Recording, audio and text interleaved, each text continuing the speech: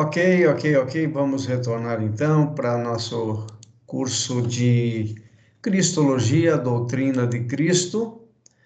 E nós estamos então na quarta aula e hoje vamos falar então sobre a união hipostática e os estados de Cristo, parte 1. Então vamos lá. Primeiro definindo aí o que seja união hipostática, apesar de que nós já falamos alguma coisinha sobre isso, né? Então, a união hipostática de Cristo é a coexistência em Cristo de duas naturezas, divina e humana. Então, graficamente, representando num gráfico, nós teríamos esta figura. Vejam aí. Aí está, então, representado graficamente a união hipostática. Na verdade, essa união hipostática ela vai surgir lá em 451 a.C., no concílio de Calcedônia, como nós estudamos na semana passada. Falamos um pouquinho desse concílio. Foi um concílio ecumênico, entretanto, o ecumenismo naquela época não era como o ecumenismo na época de hoje. Hoje, quando se fala em ecumenismo, a gente pensa na reunião das diversas religiões, não é? Naquela época, o cristianismo era a religião principal e a única, praticamente, que se destacava como doutrinas bíblicas, não é? Então, ali, teólogos se reuniram em 451 a.C., e definiram, então, a união hipostática de Cristo. Então, aí, nesse gráfico, vocês podem ver, né, representando a natureza humana em azul, a natureza humana de Cristo, sem pecado, 100% homem sem pecado, e à direita da sua tela, em amarelo, em laranja, a natureza divina, plenamente divina do Senhor Jesus Cristo. Então, nós temos aí as duas naturezas, a natureza humana e a natureza divina. Então, Jesus foi 100% humano e 100% divino, e uma natureza não anula a outra. Então, é importante nós entendermos essa questão da união hipostática de Cristo. É um mistério, é algo que nós não podemos entender logicamente, nós não podemos usar uma lógica para definir e para entender a união hipostática. Pelo contrário, nós precisamos aceitar isso pela fé, porque é um mistério de Deus não revelado aos homens, porém plenamente entendível a nós quando nós começamos a estudar a pessoa de Cristo, principalmente no Novo Testamento. Então, a união hipostática é exatamente isso, é a união das duas naturezas, a natureza humana sem pecado, 100% humano, e a natureza divina, as duas naturezas coexistindo na pessoa de Cristo. E uma natureza, então, não interfere na outra. Muito bem, a doutrina da união hipostática. Então, é importante agora, nós vamos ver alguns pontos doutrinários que vão nos dar firmeza a respeito dessa doutrina da união hipostática. Vejam, não é comum nas igrejas evangélicas tratar de assuntos como esses. Entretanto, esses assuntos são fundamentais para nós nos firmarmos na fé dos nossos pais apostólicos e também dos pais da igreja. Então, essa doutrina, ela nasce ali por volta do quarto, quinto século, né, principalmente em 451, no concílio de Calcedônia, e essa doutrina, ela permanece na igreja até os dias de hoje. Então, nós não temos como contar a verdade da união hipostática de Cristo. É uma união misteriosa? Mas é uma doutrina que nós consideramos bíblica. Então, o item 1 aí da doutrina diz o seguinte, que a pessoa de Cristo possui uma natureza humana e uma divina, ambas completas, o que significa dizer que Cristo é 100% humano e 100% divino.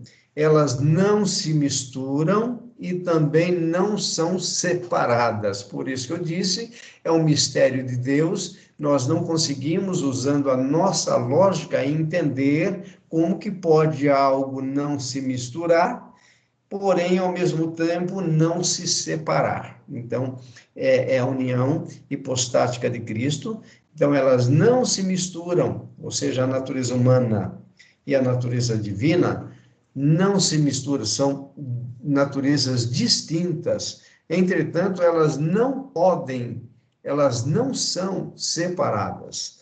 Ao contrário, coexistem, há uma coexistência dessas duas naturezas na pessoa de Cristo, no Logos, como diz ali João no seu Evangelho. No princípio era o Verbo, então era o Logos, e o Verbo e o Logos estavam com Deus, e o Logos era Deus. Então nós temos ali a união hipostática de Cristo, ou seja, a natureza divina e a natureza humana, ambas coexistindo numa única pessoa. Somente Jesus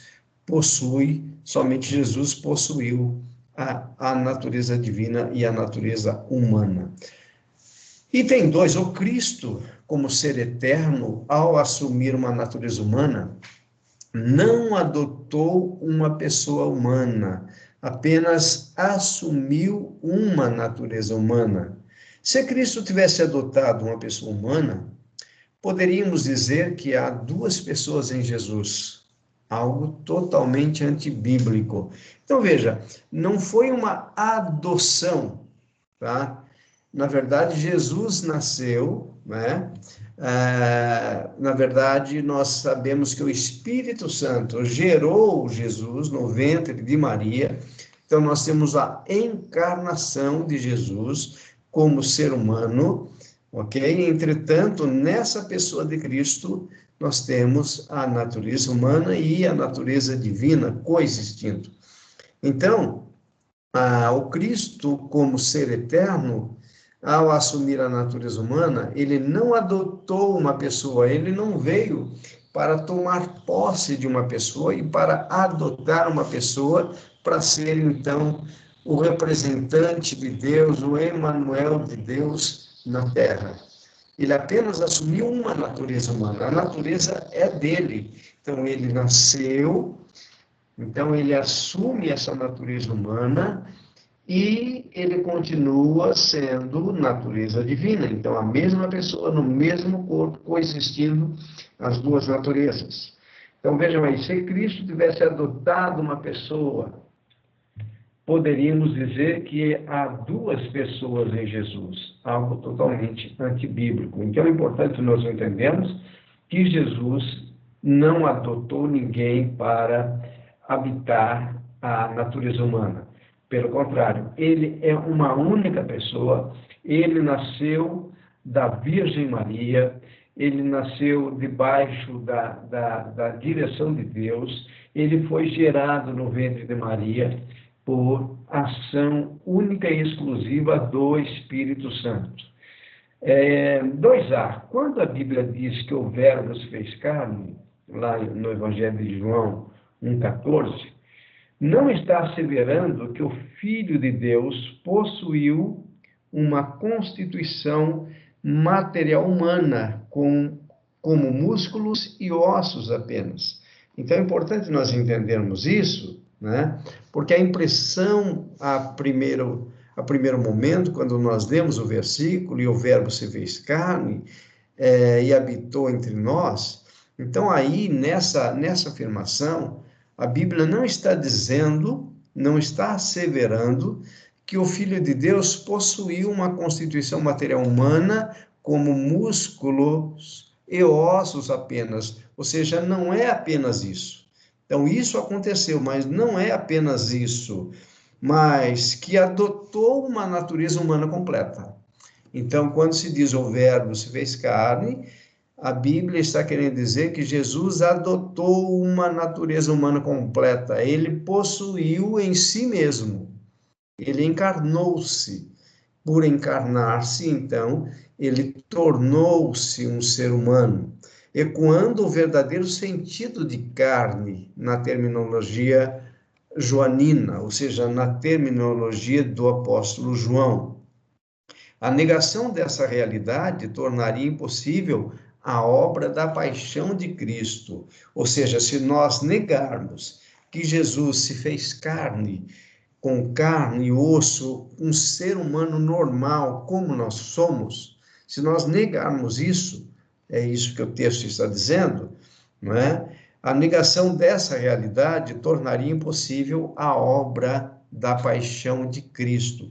Então, nós anularíamos a obra expiatória de Jesus na cruz do Calvário, porque nós não teríamos como dizer que Jesus, o homem Jesus, Jesus na sua própria humanidade, porém o divino Cristo morreu na cruz para o perdão dos pecados dos salvos.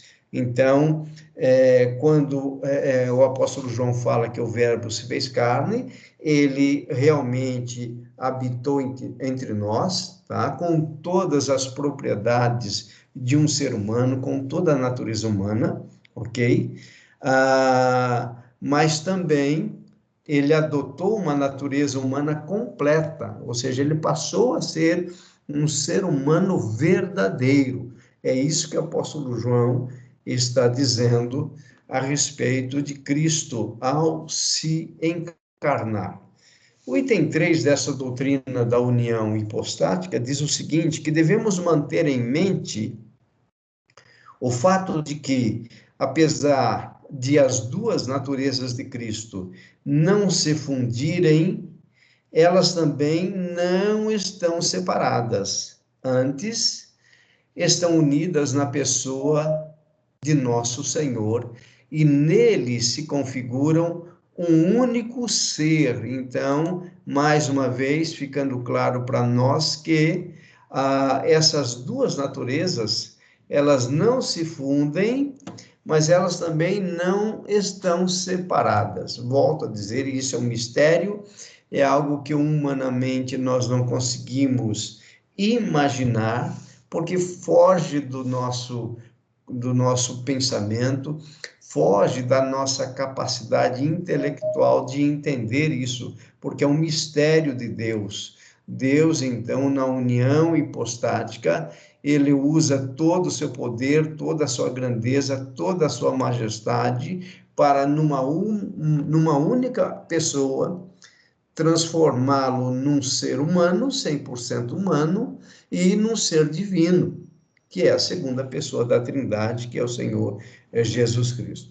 Então, é importante ficar claro para nós que na união hipostática, as naturezas de Cristo, a humana e a divina, elas não se fundem, formando uma terceira natureza, tá? Não é essa a ideia do divino com o humano tornando-se uma única natureza, não. É num único ser humano, que é Cristo, nós temos a natureza humana, 100% humana, e nós temos a natureza divina. Porém, nós não podemos separar.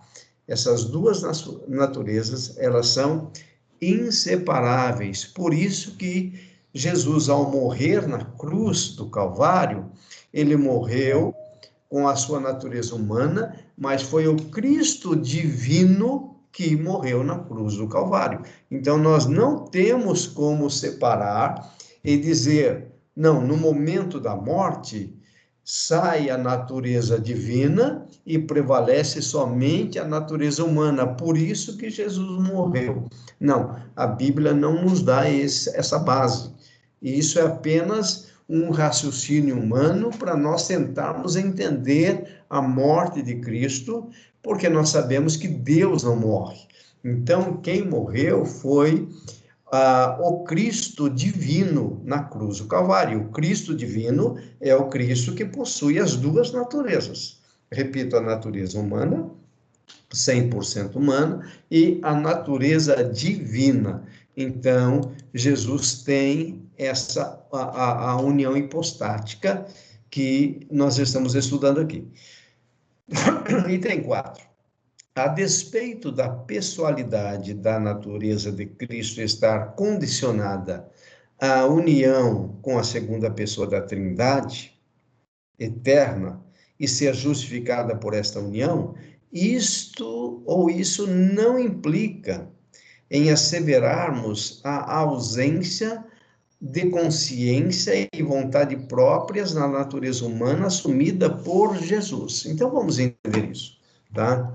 Então, veja só, a pessoalidade, a pessoa humana de Jesus, tá? Da sua natureza, da natureza de Cristo, o fato dela estar condicionada à união com a natureza divina, que é eterna, que faz parte da Trindade, e ser justificada por essa união, isso não implica em dizermos que Jesus não tinha uma consciência, que ele não tinha vontade própria da natureza humana. Então, o que esse texto está dizendo? Que Jesus, sendo 100% humano e 100% divino, mesmo assim, por ele ser 100% humano, ele possuía consciência, ele possuía vontade própria, ele tinha os seus sentimentos assim como nós temos. Ele tinha as suas necessidades físicas assim como nós temos, tá? Então ele tinha consciência e vontade próprias da natureza humana, então assumidas por Jesus. Ok? Então, isso faz parte dessa doutrina chamada união hipostática de Cristo. Item 5 aí, vejam só. Como consequência da dupla natureza de Cristo e da imediata constatação de que cada natureza possui a respectiva consciência e vontade, e isso de uma maneira em que a singularidade da pessoa de Cristo mantém-se intacta, continuando a ler. Pode-se ver, conforme o registro bíblico, que a pessoa do Filho de Deus manifesta suas vontades e consciências, expressando-as de acordo com a natureza das quais se originaram. Então, veja, nós vamos ver na mesma pessoa manifestações humanas e na mesma pessoa de Cristo manifestações divinas. Então, quando nós estudamos a pessoa de Cristo, nós vamos perceber a coexistência dessas duas naturezas, não se misturando, porém também não se separando. Então, nós vamos ver a natureza humana dele em operação, como nós vamos ver ainda nesta aula, e nós vamos ver a natureza divina dele também em operação, ou seja, as vontades são tanto do Cristo humano como do Cristo divino acontecendo, então, em situações conforme a relatos da Bíblia. O item 6, também como consequência da dupla natureza de nosso Senhor, vemos pela Escritura que ele opera e se expressa segundo os atributos e qualidades de cada uma dessas duas naturezas. Então, vamos entender aí quais são os atributos. Então, aqui esse texto está dizendo que ele vai operar conforme os atributos humanos e conforme os atributos divinos. Então, apenas para nós entendermos, nós não temos a união hipostática, nós não temos a natureza divina habitando em nós como Cristo teve, tá? Então, todos os nossos atributos são atributos humanos, né? Por exemplo, quando nós agimos com amor, com misericórdia, com bondade, são atributos humanos, mas nós não temos atributos divinos, como, por exemplo, onisciência, onipotência, onipresença. Esses atributos são atributos incomunicáveis que pertencem somente ao ser divino. Somente Deus é onipotente. Ou seja, somente Deus tem todo o poder em todo o universo. Somente Deus é onisciente. Ou seja, somente Deus conhece todas as coisas. E somente Deus é onipresente, ele está presente em todo o universo pela pessoa do seu Espírito, ok? Então vamos dar sequência aqui e verificar o seguinte: 6a, no mesmo compasso em que Jesus, como expressões de sua natureza humana, afirma desconhecer o dia e a hora do seu retorno escatológico, conforme Mateus 24, 36, mostra-se restrito e limitado ao espaço, Mateus 14, 6, exibe fraqueza, João 4, 6, emerge outro sim em evidências de sua natureza divina, como onisciente, lá em Mateus 9:4, onipresente em João 1:48, Mateus 28:20, e onipotente em João 11, de 43 a 44. Então, o que esse item 6a dessa doutrina está dizendo? Que no mesmo momento em que Jesus, ele se mostra, muitas vezes, sem os atributos da natureza divina, em outros momentos, ele apresenta atributos da natureza divina. Volto a dizer, isso é um mistério, não é uma contradição bíblica. Importante que nós entendamos isso. Nós não podemos dizer que há uma contradição bíblica, não. A união hipostática de Cristo, ela é misteriosa, repito, nós a aceitamos pela fé. Então, vejam só, Jesus, lá em Mateus 24, 36, quando perguntaram para ele o dia da sua volta, ele vai dizer, nem os anjos sabem, nem o filho, somente o Pai. Então, com isso, como natureza humana, Jesus estava dizendo a verdade. Entretanto, nós vamos observar passagens, como Mateus 9:4, em que Jesus ele já está agindo de forma através da sua natureza divina, demonstrando a sua onipresença. Ele é onipresente, ele é onipotente, ele é onisciente. Então, não é, repito, não é uma incoerência dizer que em Mateus 9:4 ele é onisciente e em Mateus 24, 36 ele não é onisciente. É apenas a manifestação das duas naturezas.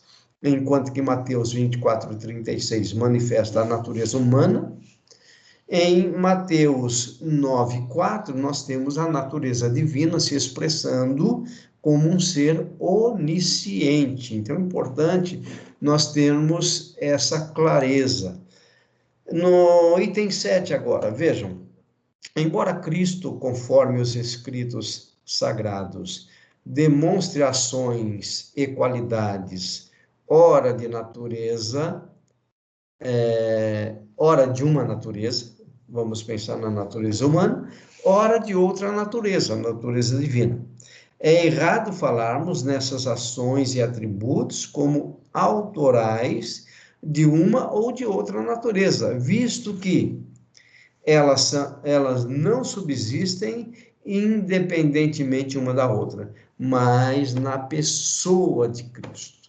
Então, quando nós falamos que Jesus agiu humanamente e depois agiu divinamente, nós não podemos separar essas duas coisas, porque as duas naturezas, repito, estão na mesma pessoa, que é a pessoa de Cristo. Muito bem, para finalizar aqui a comunicação dos atributos, né? Um dos efeitos da união hipostática é a comunicação dos atributos, né? Lá em latim, communicatio idiomatum. Então, nos estudos, né, dos concílios, eles usavam muitos termos em latim, e essa comunicação dos atributos em latim é a communicatio idiomatium. O que isso significa? Significa que tudo que pode ser atribuído à natureza divina ou humana de Cristo é atribuído também à pessoa de Cristo. Tudo que é verdadeiro sobre a natureza divina é verdadeiro sobre a pessoa de Cristo. Então, veja só, sobre a pessoa humana, né? Vejam só, mais uma vez, essa clareza das duas naturezas operando numa única pessoa, que é a pessoa de Cristo. Exemplo, a Bíblia fala de Jesus Cristo, o Deus homem, dormindo num barco. Marcos 4:38. Enquanto que a mesma Bíblia, ok, nos diz que Deus não dormita nem dorme, Salmo 121:4. Então, como conciliar essas duas coisas? Então, quem que estava dormindo no barco? Nós vamos dizer, era o Jesus Cristo, o homem. Sim, mas nós não temos como separar as duas naturezas. Por isso que ela é misteriosa. Se nós formos usar esse raciocínio, por exemplo, que quem dormiu no barco foi Jesus Cristo, homem, porque Deus não dorme, nós estamos num problema sério, porque nós estamos separando as duas naturezas e elas são inseparáveis. Então, da mesma forma que a Jesus estava dormindo no barco, ele também morreu na cruz do Calvário. Mas nós não podemos, repito, dizer que quem morreu na cruz foi Jesus Cristo, o homem. Naquele momento, a natureza divina não estava presente nele. Nós não podemos fazer essa separação. A nossa tendência humana, usando a lógica, é separar. Porque veja só, quem morreu na cruz do Calvário, não é lógico dizer que quem morreu é Jesus Cristo, homem, e não Jesus, o Cristo divino? É natural nós dizermos isso. Só que nós não podemos, nós não temos base bíblica para isso, ok? Então, continuando aqui nesse conceito, mais ou menos igual à outra passagem, nós temos Atos 20:28, que refere-se ao sangue de Deus. Olha que interessante.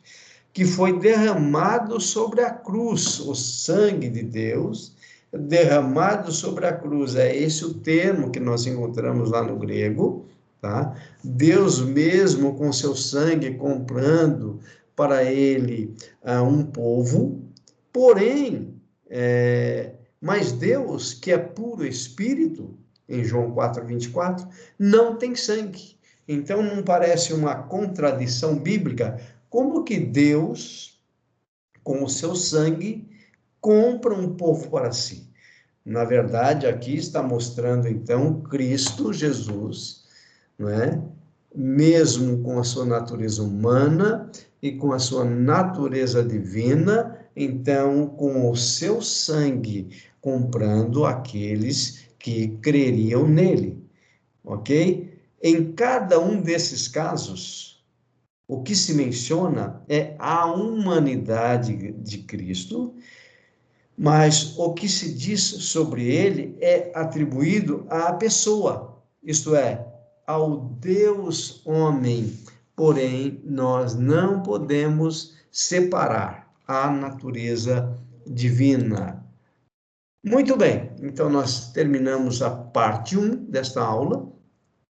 Logo mais voltaremos então com a segunda parte da quarta aula do curso da disciplina de Cristologia.